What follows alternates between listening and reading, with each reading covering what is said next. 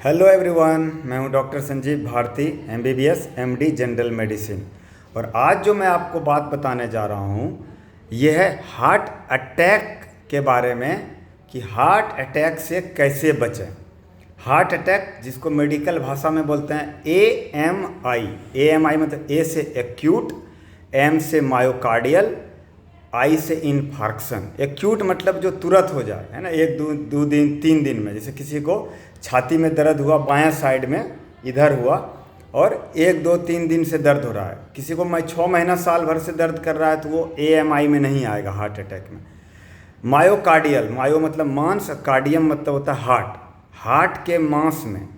और इन्फार्क्शन का मतलब होता है जो मांस है उसका डेथ हो जाना, मतलब जो है एक तरह से समझिए कि मुरझा जाना, डेथ हो जाना। तो हार्ट का काम क्या है? पंपिंग करना। हार्ट का काम है ऐसे ऐसे पंप करता है। अब कोई वीडियो भी देख सकते हैं यूट्यूब पे, बहुत सारा है हार्ट पंपिंग का। वो हार्ट जब पंप करता है तो पूरे बॉडी में ब्लड देता है। ब्रेन में देगा, किडनी में देगा, लीवर में देगा, पैर में देगा, हाथ में देगा। और ब्लड के द्वारा ही खाना पीना पूरा बॉडी में और ऑक्सीजन जाता है। और अगर ये बंद हो जाए या इसमें कमी हो जाए, और अब हार्ट का AMI में क्या हुआ?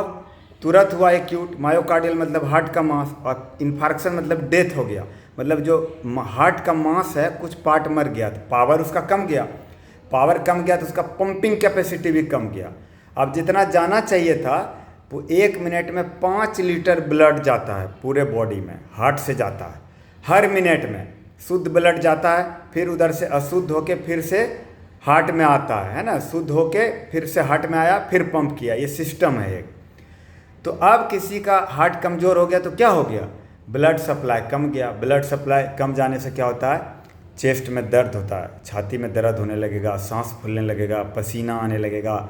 बायां साइड में है ना, लेफ्ट साइड में, मेरा इधर लेफ्ट है तो इधर लेफ्ट दर्द होता है, पसीना आता है, अनइजीनेस लगता है, लगेगा कि कुछ हो जाएगा। ये तो हुआ लक्षण।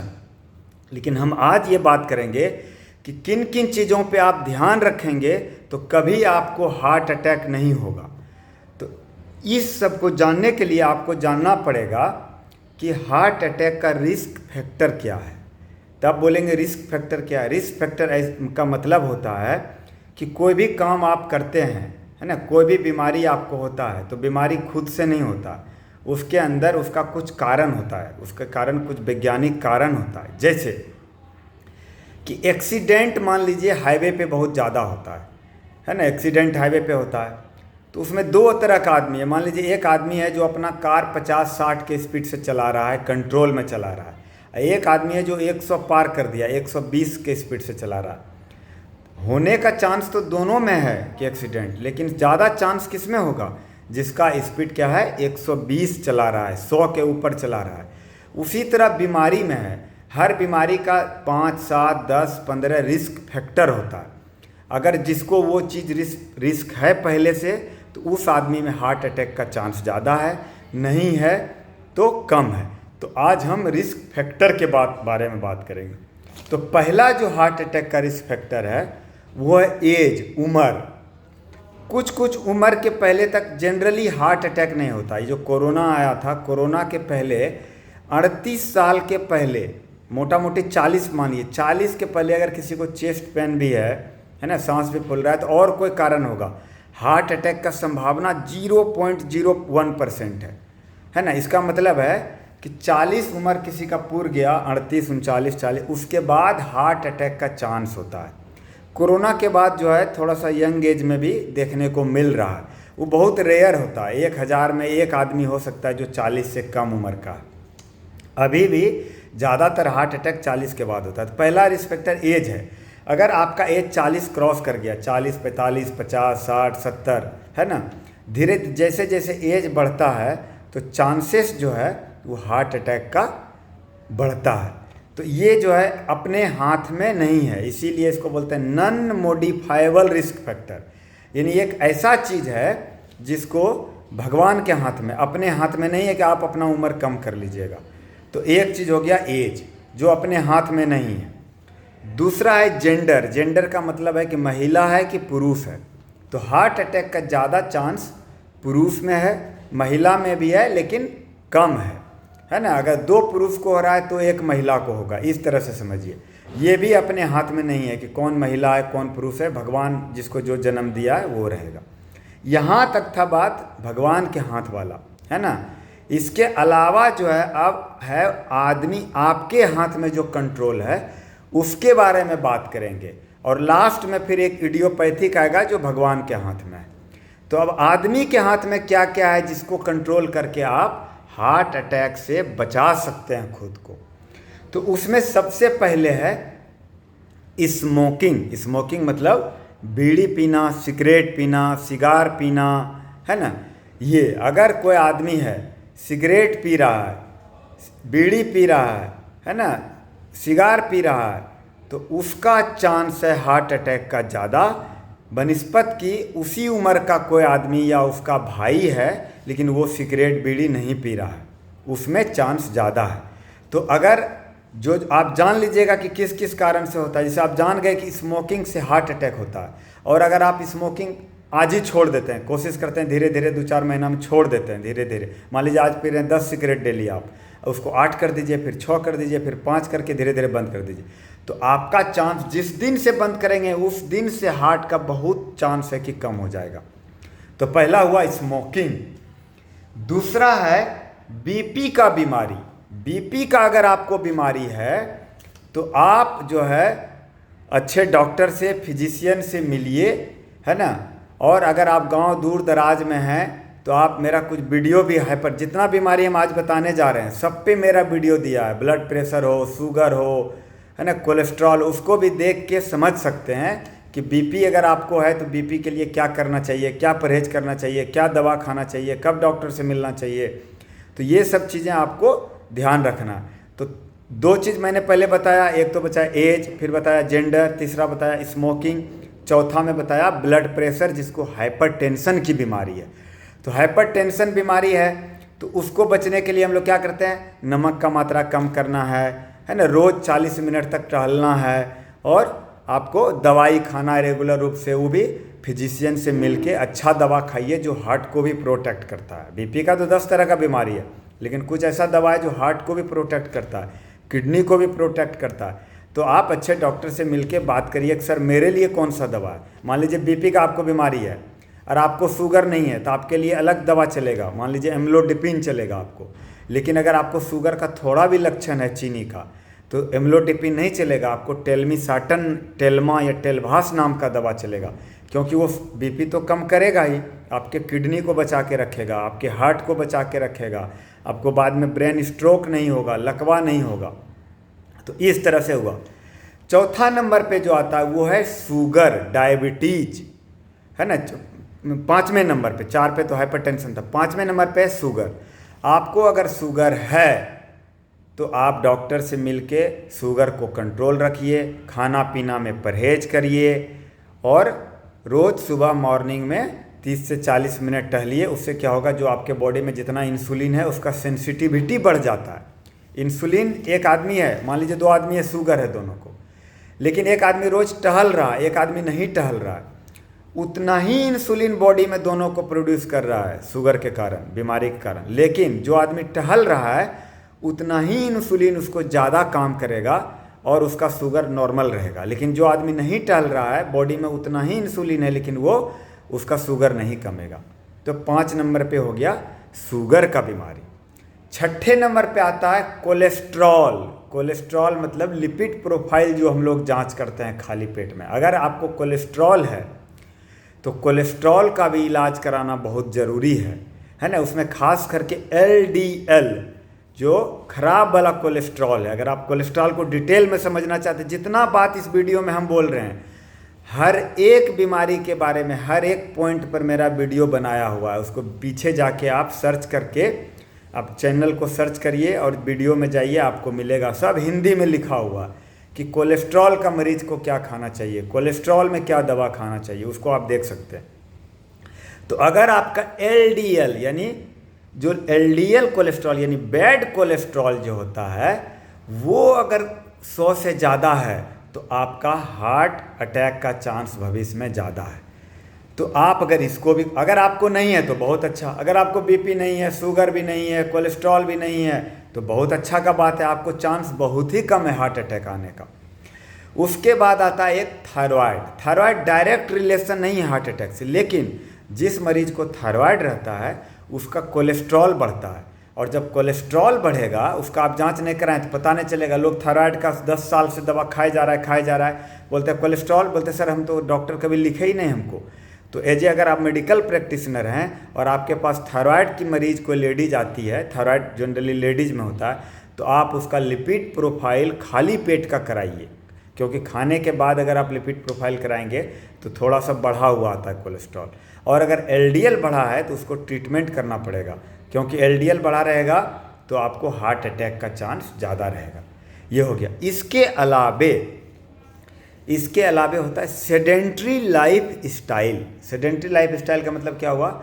सेडेंट्री का मतलब जो आदमी एकदम पड़ा हुआ है, सुबह से रात जो है बैठा हुआ है, गप दे रहा है, न घूम रहा है, न टहल रहा है, न दौड़ रहा है, न भाग रहा है, न योगा कर रहा है, न प्राणायाम कर रहा है, न रनिंग कर रहा है, न जॉगिंग कर रहा है ना। सुबह उठा, दिन भर दुकान पे बैठ गया, बिजनेस कर रहा है ना। तो ऐसे आदमी के लिए मेरा सलाह है कि आपको जब भी मौका मिले, मान लीजिए आप दुकान चलाते हैं, आपके अभी ग्राहक नहीं है, तो आप दुकान के सामने ही 10-20 चक्कर मार लीजिए। आप ऑफिस में काम करते हैं, आप ब्रेक आवर में हैं, खाना खाएं, उसी पे बोलिए दोस्तों के साथ चलिए थोड़ा टहल के आते हैं, अपना हैबिट में डाल लीजिए। अलग से अगर आप सुबह में मॉर्निंग वॉक नहीं करते हैं तो आपको क्या करना है, मॉर्निंग वॉक एक तरह से जीवन के लिए वरदान है। अगर योगा सबसे बेस्ट है, योगा नहीं कर, योगासन और प्राणायाम, ये तो मतलब एक तरह से समझिए कि भगवान का दिया हुआ उपहार है अगर करते हैं। लेकिन आप ये जो आपा धापा का ज़िंदगी में जो है, सुबह लेट से जग गए, 7 बज गए, 8 बजे ऑफिस जाना नहीं हो पाता है, तो आप कोशिश करिए अपने वर्क प्लेस पे जहाँ काम कर रहे हैं वहीं दोस्तों के साथ 5 चक्कर मार लीजिए। वहीं पे कुछ आप म्यूजिक ही सुन रहे हैं, वीडियो ही देख रहे हैं, मान लीजिए मेरा आप वीडियो देख रहे हैं, अभी देख रहे हैं, तो आप साथ में ये काम और कर लीजिए। आप वहीं पे घर में, बालकोनी में, बरामदा में, छत पे 10 चक्कर मार लीजिए। 10 चक्कर मारिएगा तो 1 किलोमीटर हो जाएगा, 20 चक्कर मारिएगा 2 किलोमीटर हो जाएगा। तो सेडेंट्री लाइफ स्टाइल यानी एकदम पड़ा पड़ा जो लाइफ स्टाइल होता है उससे दूर रहिए, एक्टिव रहिए, दौड़ भाग करिएगा, घूमिएगा, टहलिएगा, तो बहुत सारा सब बीमारी एक से लिंक है। घूमिएगा टहलिएगा, क्या होगा? बीपी कंट्रोल रहेगा, कोलेस्ट्रॉल ठीक रहेगा, थायराइड भी ठीक रहेगा, है ना, शुगर भी कंट्रोल रहेगा, तो ओवरऑल हार्ट अटैक नहीं होगा। मतलब हर बीमारी एक दूसरे से जो है लिंक है, ठीक है ना, ठीक है, समझ रहे हैं ना, ये बात हम बोलना चाह रहे हैं। तो हर बीमारी जो है एक दूसरे से क्या है, हर बीमारी लिंक है। तो जब भी आप करेंगे तो इस सब बीमारी पे ध्यान देना है और इसको फॉलो करना है, ठीक है। उसके बाद आता है स्ट्रेस। ये आज के जीवन का सबसे बड़ा सच्चाई है। वो क्या है?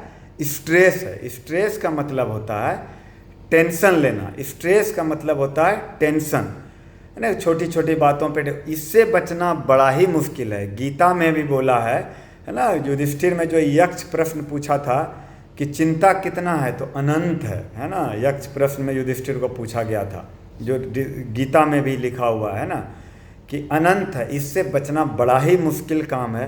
तो इससे बचने के लिए क्या करना है?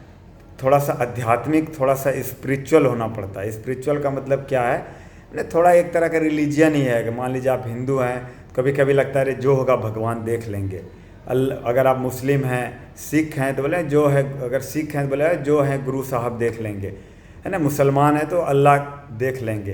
तो एक तरह से होता है रिलीजियन का थोड़ा सा फ़ायदा भी होता है आध्यात्मिक होने का, स्पिरिचुअल होने का, कि आपको जब बहुत स्ट्रेस होने लगे तो हम लोग छोड़ छाड़ देते हैं कि जो होगा भगवान देखेंगे। तो आपको थोड़ा सा स्ट्रेस को किसी भी तरीक़ा से, कई लोग योगा प्राणायाम करके दूर करते हैं, कई लोग दोस्तों के साथ घूम के करते हैं, है ना, कई लोग आध्यात्मिक बुक पढ़ के करते हैं, कई लोग जाप करके, जो भी आपको सूटेबल हो, है ना। पूजा, प्रार्थना, प्राणायाम। प्रार्थना करना गलत नहीं है। प्रार्थना क्या है? एक तरह से, है ना, प्रार्थना एक तरह के किसी के सामने आप झुक रहे हैं, भगवान से कुछ आप, है ना, अपने लिए मांग रहे हैं, है ना, शांति मांग रहे हैं, अच्छा हेल्थ मांग रहे हैं, इसमें कुछ गलत नहीं है। तो ये हुआ स्ट्रेस दूर करने का तरीका। इसमें से बेस्ट होता है योगा, प्राणायाम, है ना, प्रार्थना, ये होता है। इसके अलावा एक बहुत इम्पोर्टेंट है, वो है एब्डोमिनल ओबेसिटी। ओबेसिटी का मतलब मोटापा, एब्डोमिनल मतलब पेट के पास का। मोटापा तो पूरे बॉडी का हार्मफुल है, लेकिन जो एब्डोमिनल ओबेसिटी है, जो पेट, जो बेली जिसको फैट बोलते हैं, पेट का चर्बी सबसे ज़्यादा डेंजर है ना। अगर पूरे बॉडी में एक जैसा फैट है, मोटापा है, तो वो हार्मफुल नहीं है ज़्यादा, लेकिन सब जगह ठीक है और पेट निकला हुआ है तो वो एब्डोमिनल ओबेसिटी में मेटाबॉलिक सिंड्रोम के अंदर आता है ना, जिसमें ओबेसिटी आ गया, बीपी आ गया, शुगर आ गया, ट्राइग्लिसराइड आ गया, ये सब मिला के एक मेटाबॉलिक सिंड्रोम बनता है और उस मरीज को चांस ज़्यादा होता है हार्ट अटैक का। तो ये जितना बात हम बताए, इस बात को अगर आप समझ लीजिए कि ये सब चीज़ों से हार्ट अटैक आता है और इससे बचने का प्रयत्न कर लीजिए, तो आपको हार्ट अटैक चांस आने का 90% चांस है कि आपको जीवन भर हार्ट अटैक नहीं आएगा। 5 से 10% जो होता है वो होता है इडियोपैथिक। आप कुछ भी कर लीजिए, 5% में कुछ भी कर लीजिए कि अगर आपको आना होगा तो आ जाएगा। उस कंडीशन में आपको डॉक्टर के पास जाना है, कार्डियोलॉजिस्ट जो हार्ट अटैक के डॉक्टर हैं, और आपको जानना है कि किस स्थिति में जाना चाहिए डॉक्टर के पास, किस स्थिति में आपको लग रहा है कि हार्ट अटैक है लेकिन हार्ट अटैक नहीं रहता है। बहुत ज़्यादा चांस होता है कि कई लोग थोड़ा सा दर्द वो हार्ट अटैक समझ लेते हैं, घबराना नहीं है। उसका हम एक अलग जब वीडियो बनाएंगे, हार्ट अटैक का क्या लक्षण है, कब डॉक्टर से तुरंत मिलना चाहिए, कब ईसीजी कराना चाहिए, कब आप वेट कर सकते हैं, है ना। मान लीजिए किसी का दाहिना साइड चेस्ट में पेन है, वो हार्ट अटैक नहीं हो सकता है ना, तो उस कंडीशन में आपको ज़रूरत नहीं है हड़बड़ाने का। कई लोगों का सिर्फ पाल्पिटेशन होता है, धक धक धक धक धक धक, वो हार्ट अटैक नहीं है, वो घबराहट से आता है, नींद नहीं आने से आता है ना, पैनिक अटैक से आता है, पैनिक डिजॉर्डर से आता है। तो ये सब बातें हम हार्ट अटैक वाला वीडियो में बात करेंगे। ऐसा ही और एक चीज़ और बताना चाहते हैं कि आप बोलेंगे सर इतना सारा आप 15-20 मिनट बताए लेकिन क्या उपचार करेंगे ये नहीं बताए। देखिए, ये मेरा वीडियो का पर्पस है कि जो इस वीडियो को देख लेगा, है ना, ये जो हम बताएं ये पूरा 15-16 साल का मेडिकल पढ़ाई के बाद हम बक दिए आपके पास, लेकिन अगर आप इसको पढ़ने जाइएगा, समझने जाइएगा, तो आपको बहुत 5-10 दिन जो मेडिकल स्टूडेंट को भी लगेगा पूरा AMI को समझने में, है ना, क्या रिस्क फैक्टर है, कैसे बचना चाहिए। तो ये जो वीडियो है इसको आप बार बार देखिए और इसके एक एक पॉइंट को जो आपके हाथ में है, जैसे उम्र आपके हाथ में नहीं है तो उसको कुछ नहीं कर सकते हैं आप। उम्र कम करने के लिए योगा, प्राणायाम ये सब भले कर सकते हैं, महिला पुरुष हैं आप नहीं बदल सकते।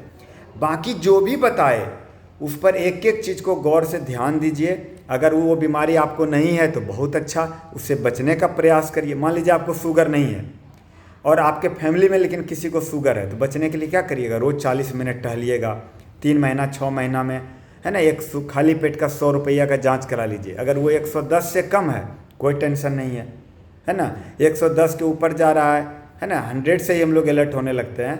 125 तक तो लाइफ स्टाइल मॉडिफिकेशन करना है, खाना पीना में परहेज करना है। उसी तरह BP ज़्यादा है तो नमक बंद नहीं करना है, थोड़ा कम करना है ना। अगर आपका कोलेस्ट्रॉल बढ़ा है तो चर्बी कम कर देना है, घी नहीं खाना है, तला वाला नहीं खाना है, मटन चिकन कम कर देना है, फिश खा सकते हैं, मछली, अंडा का पीला वाला तो फेंक ही देना है। अगर आपको कोलेस्ट्रॉल है तो आपके लिए जहर है। इस तरह से अगर आप ध्यान रखेंगे तो विश्वास करिए 95% चांस है कि जीवन भर आपको हार्ट अटैक नहीं आएगा। हार्ट का दूसरा समस्या घबराहट ये सब हो सकता है, लेकिन हार्ट अटैक जो जानलेवा होता है वो आपको नहीं होगा।